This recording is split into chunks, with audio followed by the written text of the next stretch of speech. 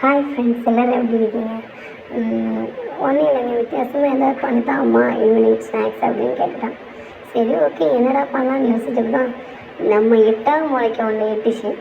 Try பண்ணி பார்ப்போமேன்னு சொல்லிக்கிட்டு ஒரு கிளாஸ் தண்ணி எடுத்து அதில் கொஞ்சம் கரம் மசாலா, கொஞ்சமாக மிளகா பொடி, தேவையான அளவு தேங்காய் போட்டு அது நல்லா உப்பு லைட்டாக போட்டு கொதிக்க வச்சு 1/2 கிளாஸ் அரிசி மாவு போட்டு அதை நான் இடியப்பத்து மாவு கிண்ட மாதிரி கிண்டி அதை ஒரு குட்டி குட்டி பால் போல் போட்டு அதை அவிச்சு தனியாக எடுத்து வச்சுருந்தேன்.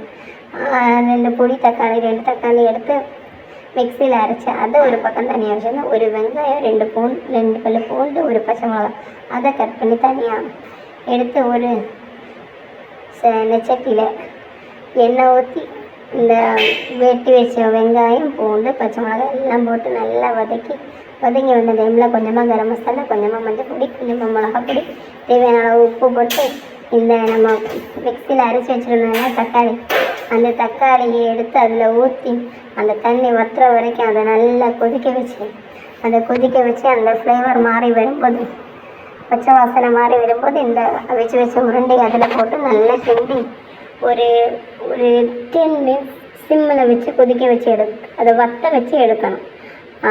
வற்ற வச்சு வரும்போது மல்லி இலை போடலான்னு பார்த்தா அப்போ தாங்க பாக்ஸு திறந்து பார்க்குறேன், மல்லி இல்லை. சரி, மல்லி தண்டு தறி இருக்கிறத போட்டுருவோன்னு சொல்லி போட்டு அதை நல்லா கொதிக்க வச்சு அடுப்பை ஆஃப் பண்ணிவிட்டு ஒரு 5 மினிட்ஸ் கழிஞ்சு ஒரு பவுலில் எடுத்து போட்டு என் பையன்கிட்ட டேஸ்ட் பண்ண எடுத்தா அகிஷான்னு சொல்லிவிட்டேன். வேண்டவே வேண்டாம்மா, நான் இதை ட்ரை பண்ணுறதா இல்லை, இந்த விஷ பரீட்சைக்கு நான் ஆலையிலன்னு சொல்லியிருக்கான்.